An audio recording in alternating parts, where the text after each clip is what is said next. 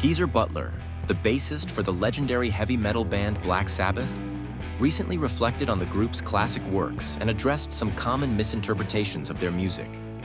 Known as pioneers of heavy metal, Black Sabbath drew their name from the English title of the Italian horror film I Tre Volti della Paura.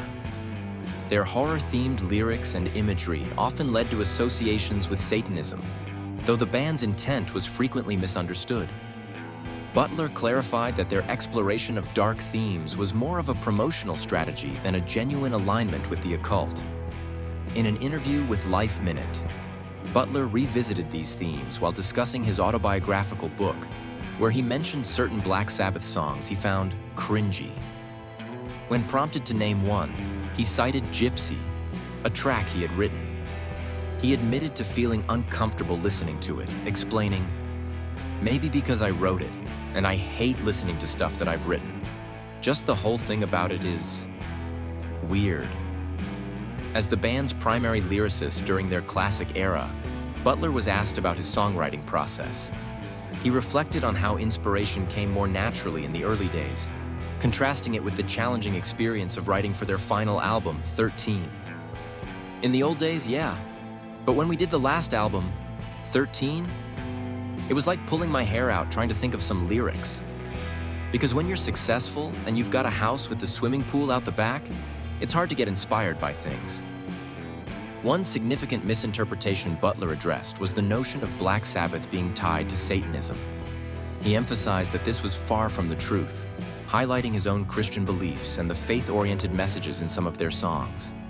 He specifically mentioned "After Forever," describing it as the most Christian thing you could ever listen to. The song delves into themes of faith and redemption, questioning what people might do on their deathbed if they have lost their faith. Butler also clarified the intent behind the song Black Sabbath, often embraced by Satanists. Contrary to its dark reputation, the track was a cautionary tale about the dangers of dabbling in black magic and Satanism. He explained, "There was a big black magic thing going on in England at the end of the 60s.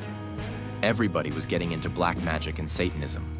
So the song Black Sabbath was actually warning people about getting into black magic and Satanism." Despite this, Black Sabbath's message was frequently misunderstood, particularly in the United States, where Christianity held greater cultural prominence. Butler recounted his surprise at the backlash they faced from some Christian groups in America who misinterpreted their lyrics as anti-Christian. "All these people were trying to turn pro-Christianity lyrics against us," he said. "They completely misinterpret us." Overall, Butler's reflections underscore the complexities of Black Sabbath's legacy.